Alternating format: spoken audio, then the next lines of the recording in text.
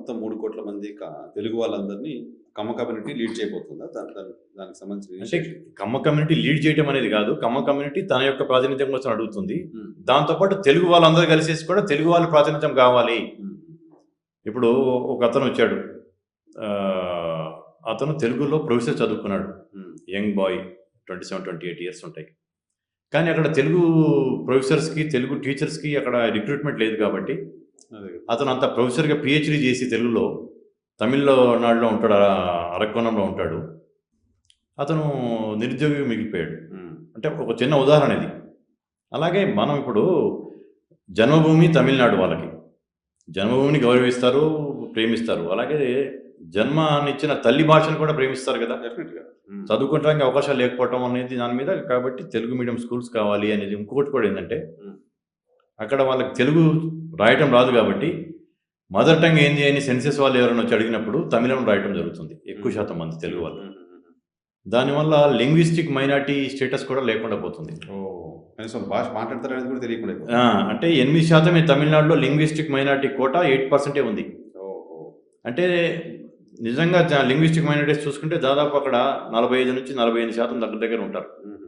50% ఉన్నా కానీ ఆశ్చర్యం లేదు. ఎందుకంటే తెలుగు వాళ్ళతో పాటు మలయాళీస్ ఉంటారు అక్కడ, కన్నడిగాస్ ఉంటారు, ఎంతో కొంత నార్త్ ఇండియన్స్ ఉంటారు. వీళ్ళందరూ లింగ్విస్టిక్ మైనారిటీసే. ఈ శాతం అనేది 8% ఉంది. All combined. అక్కడ తమిళ్ నాకు రాదు అని చెప్పే పరిస్థితి కూడా ఎవరు ఉండరు. చెప్పడానికి భయపడుతుంటారు కదా!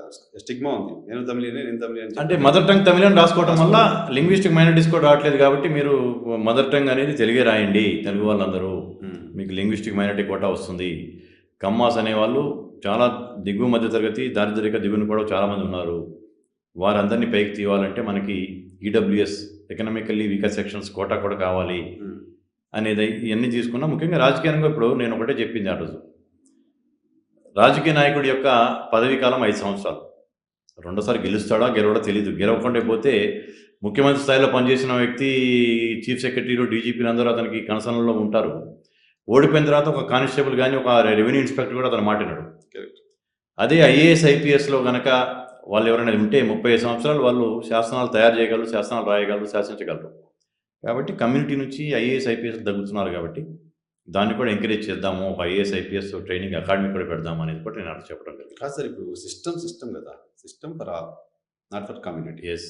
ఇప్పుడు మీ కమ్యూనిటీ వాళ్ళంతా సిస్టంలోకి వెళ్ళడం వల్ల సిస్టంలో ఉన్న వాళ్ళు కమ్యూనిటీకి మాత్రం న్యాయం ఎట్లా చేస్తారు? చట్ట ప్రకారం చేయాలి కదా ఎవరైనా. చట్ట ప్రకారం చేసుకుంటూనే ఇప్పుడు కార్పొరేషన్స్ ఉన్నాయి. ఇప్పుడు కమ్మ కార్పొరేషన్స్ అనేది పెడుతున్నారు, వైశ్య కార్పొరేషన్ పెట్టారు, వేరే అన్ని రకాల కార్పొరేషన్స్ ఉన్నాయి.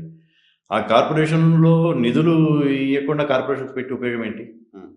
ఆ కార్పొరేషన్స్కి నిధులు ఇచ్చినప్పుడు ప్రభుత్వాలు ఏదో రాజకీయ పరంగా పెట్టామనేది కాకుండా ఇచ్చినప్పుడే కదా మీకు దాంట్లో ఉన్న లబ్ధిదారులు ఎవరికైనా పవల రుణ వడ్డీకో లేకపోతే 0 వడ్డీకో రుణాలు ఇచ్చేసి వాళ్ళకి జనరేట్ చేయడానికి. అంటే అట్లీస్ట్ వాళ్ళు మీరు అన్నట్టు ఆ సిస్టమ్కి డీవియేట్ అయ్యి మాకు చేయమని చెప్పేసి ఎవరు చెప్పరు, చెప్పలేము కూడా. రాజ్యాంగం పర్మిట్ చేయదు. కానీ అట్లీస్ట్ ఇప్పుడు మీరు మా వాళ్ళు కనుక అయితే డైరెక్ట్గా మీ దగ్గరికి పోగలను కదా. పోయి మా కష్టం చెప్పుకుంటే ఎవరో ఒకరికి ఫోన్ చేసి అని చెప్తాడు కదా. ఆ సానుభూతి, ఆ యొక్క సన్నిహితం అయితే ఉంటుంది కదా ఎవరికి వాళ్ళకి. యాక్సెస్ ఉంటుంది. ఇప్పుడు ఏ జాతి ఏ గూటి పక్షులు ఆ గూటికి చేరినట్టు అది అది అది తప్పదు. అది మనం ఎంత అభ్యుదయవాదులు, హేతువాదులు ఎంత మాట్లాడుకున్నా కుల వ్యవస్థను నిర్మూలన చేయడం అనేది భారతదేశంలో సాధ్యం కాదు. ఎవరి వాళ్ళు మనవాడు ఎవడున్నాడో ఎదుగుతూ ఉంటారు. సో ఇప్పుడు నిర్మూలన చేయలేం కాబట్టి కుల వ్యవస్థని బలోపేతం చేయడమే. బలోపేతం కాదు అంటే మేము ఇంతకుముందు చెప్పినట్టు మేము ఫ్యూడలిస్ట్ కాదు. అందరినీ సమానంగా గౌరవించి సమానంగా తీసుకెళ్లే కులం. కానీ మా ఐడెంటిఫికేషన్కి ఒక్కోసాట ఇబ్బందులు వస్తున్నాయి. నిష్కారణంగా మా మీద ఈర్ష్యాద్వేషాలు పెంచడానికి పనికి వస్తున్నారు. కాబట్టి సంఘటితమైనప్పుడు ఎప్పుడైతే బలంగా ఉన్నప్పుడో దానికి ఇంకొకడు అంత ఈజీ టార్గెట్ కాకుండా ఉంటాం. కాబట్టి మనం ఐక్యమత్య కావాలి అనే దానికి చేసే ప్రయత్నమే తమిళనాడులో చేస్తున్నాం. తమిళనాడు తర్వాత ఇప్పుడు సంఖ్యాపరంగా జిస్కి ఉత్ని ఆబాది అంటున్నట్టు హైదరాబాద్లో కూడా మా ఆబాది చాలా ఎక్కువ, సింగిల్ లార్జెస్ట్ క్యాస్ట్. ఇప్పుడు 3 కార్పొరేషన్స్ అయినాయి. డెఫినెట్లీ 3 కార్పొరేషన్లు ఏదో ఒక కార్పొరేషన్ మేయర్గా కూడా మా వాళ్ళు కావాలనేది మేము అన్ని పార్టీలని. సో తమిళనాడులో ఉన్న మొత్తం 3 కోట్ల మంది తెలుగు వాళ్ళందరినీ కమ్మ కమ్యూనిటీ లీడ్ చేయబోతుందా? దానికి సంబంధించిన అంటే కమ్మ కమ్యూనిటీ లీడ్ చేయడం అనేది కాదు. కమ్మ కమ్యూనిటీ తన యొక్క ప్రాతినిధ్యం కోసం అడుగుతుంది. దాంతోపాటు తెలుగు వాళ్ళందరూ కలిసేసి కూడా తెలుగు వాళ్ళ ప్రాతినిధ్యం కావాలి. ఇప్పుడు ఒక అతను వచ్చాడు. అతను తెలుగులో ప్రొఫెసర్ చదువుకున్నాడు.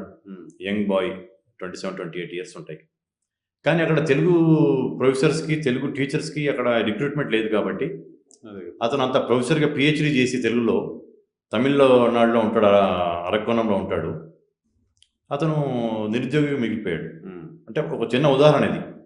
అలాగే మనం ఇప్పుడు జన్మభూమి తమిళనాడు వాళ్ళకి. జన్మభూమిని గౌరవిస్తారు, ప్రేమిస్తారు. అలాగే జన్మనిచ్చిన తల్లి భాషను కూడా ప్రేమిస్తారు కదా! డెఫినెట్గా. ఉమ్, చదువుకోవడానికి అవకాశాలు లేకపోవటం అనేది దాని మీద కాబట్టి తెలుగు మీడియం స్కూల్స్ కావాలి అనేది. ఇంకొకటి కూడా ఏంటంటే ఉమ్, అక్కడ వాళ్ళకి తెలుగు రాయటం రాదు కాబట్టి మదర్ టంగ్ ఏంది అని సెన్సెస్ వాళ్ళు ఎవరైనా వచ్చి అడిగినప్పుడు తమిళం రాయటం జరుగుతుంది. ఎక్కువ శాతం మంది తెలుగు వాళ్ళు. ఉమ్, ఉమ్, ఉమ్. దానివల్ల లింగ్విస్టిక్ మైనారిటీ స్టేటస్ కూడా లేకుండా పోతుంది. ఓ, కనీసం భాష మాట్లాడతారనేది కూడా తెలియకుండా అయిపోతుంది. అంటే 8% తమిళనాడులో లింగ్విస్టిక్ మైనారిటీ కోటా 8% ఉంది. ఓహో. అంటే నిజంగా లింగ్విస్టిక్ మైనారిటీస్ చూసుకుంటే దాదాపు అక్కడ 45-48% దగ్గర దగ్గర ఉంటారు. ఉమ్, ఉమ్, ఉమ్. 50% ఉన్నా కానీ ఆశ్చర్యం లేదు. ఎందుకంటే తెలుగు వాళ్ళతో పాటు మలయాళీస్ ఉంటారు అక్కడ, అవును, కన్నడ. కన్నడిగాస్ ఉంటారు, ఎంతో కొంత నార్త్ ఇండియన్స్ ఉంటారు. వీళ్ళందరూ లింగ్విస్టిక్ మైనారిటీసే. ఉమ్. ఈ శాతం అనేది 8% ఉంది. All combined. అక్కడ తమిళ్ నాకు రాదు అని చెప్పే ప్రశ్నలు కూడా ఎవరు ఉండరు, చెప్పడానికి భయపడుతుంటారు కదా.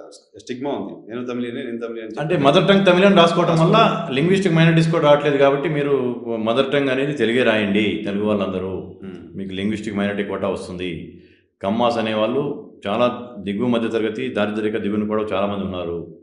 వారందరినీ పైకి తీయాలంటే మనకి EWS economically weaker sections quota కూడా కావాలి అనేది ఇవన్నీ తీసుకున్నా. ముఖ్యంగా రాజకీయంగా ఇప్పుడు నేను ఒకటే చెప్పింది ఆ రోజు, రాజకీయ నాయకుడి యొక్క పదవీ కాలం 5 సంవత్సరాలు. రెండోసారి గెలుస్తాడా గెలవడా తెలీదు. గెలవకుండా పోతే ముఖ్యమంత్రి స్థాయిలో పనిచేసిన వ్యక్తి, చీఫ్ సెక్రటరీలు, డీజీపీలు అందరూ అతనికి కన్సర్న్లో ఉంటారు. ఓడిపోయిన తర్వాత ఒక కానిస్టేబుల్ కానీ ఒక రెవెన్యూ ఇన్స్పెక్టర్ కూడా అతను మాట్లాడాడు. అదే ఐఏఎస్ ఐపీఎస్లో కనుక వాళ్ళు ఎవరైనా ఉంటే 30 సంవత్సరాలు వాళ్ళు శాసనాలు తయారు చేయగలరు, శాసనాలు రాయగలరు, శాసించగలరు. కాబట్టి కమ్యూనిటీ నుంచి ఐఏఎస్ ఐపీఎస్ తగ్గుతున్నారు కాబట్టి దాన్ని కూడా ఎంకరేజ్ చేద్దాము, ఒక ఐఏఎస్ ఐపీఎస్ ట్రైనింగ్ అకాడమీ కూడా పెడదాము అనేది కూడా నేను అర్థం చెప్పడం జరిగింది. కాదు సార్, ఇప్పుడు సిస్టమ్ కదా, system for all, not for community. Yes.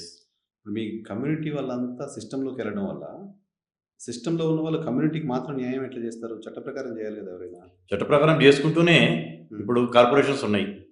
ఇప్పుడు కమ్మ కార్పొరేషన్స్ అనేది పెడుతున్నారు, వైశ్య కార్పొరేషన్ పెట్టారు, వేరే అన్ని రకాల కార్పొరేషన్స్ ఉన్నాయి.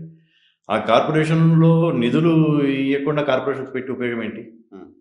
ఆ కార్పొరేషన్స్కి నిధులు ఇచ్చినప్పుడు ప్రభుత్వాలు ఏదో రాజకీయ పరంగా పెట్టామనేది కాకుండా ఇచ్చినప్పుడే కదా మీకు దాంట్లో ఉన్న లబ్ధిదారులు ఎవరికైనా పవల రుణ వడ్డీకో లేకపోతే 0 వడ్డీకో రుణాలు ఇచ్చేసి వాళ్ళకి జనరేట్ చేయడానికి. అంటే అట్లీస్ట్ వాళ్ళు మీరు అన్నట్టు ఆ సిస్టమ్కి డీవియేట్ అయ్యి మాకు చేయమని చెప్పేసి ఎవరు చెప్పరు, చెప్పలేము కూడా, రాజ్యాంగం పర్మిట్ చేయదు. కానీ అట్లీస్ట్ ఇప్పుడు మీరు మా వాళ్ళు కనుక అయితే డైరెక్ట్గా మీ దగ్గరికి పోగలను కదా, పోయి మా కష్టం చెప్పుకుంటే ఎవరో ఒకరికి ఫోన్ చేసి అని చెప్తాడు కదా. ఆ సానుభూతి, ఆ యొక్క సన్నిహితం అయితే ఉంటుంది కదా ఎవరికి వాళ్ళకి. యాక్సెస్ ఉంటుంది. ఇప్పుడు ఏ జాతి ఏ గూటి పక్షులు ఆ గూటికి చేరినట్టు అది అది అది తప్పదు. అది మనం ఎంత అభ్యుదయవాదులు, హేతువాదులు ఎంత మాట్లాడుకున్నా కుల వ్యవస్థను నిర్మూలన చేయడం అనేది భారతదేశంలో సాధ్యం కాదు. ఎవరి వాళ్ళు మనవాడు ఎవడున్నాడో ఎదుగుతూ ఉంటారు. సో ఇప్పుడు నిర్మూలన చేయలేం కాబట్టి కుల వ్యవస్థని బలోపేతం చేయడమే. బలోపేతం కాదు అంటే మేము ఇంతకుముందు చెప్పినట్టు మేము ఫ్యూడలిస్ట్ కాదు, అందరినీ సమానంగా గౌరవించి సమానంగా తీసుకెళ్లే కులం. కానీ మా ఐడెంటిఫికేషన్కి ఒకసారి ఇబ్బందులు వస్తున్నాయి.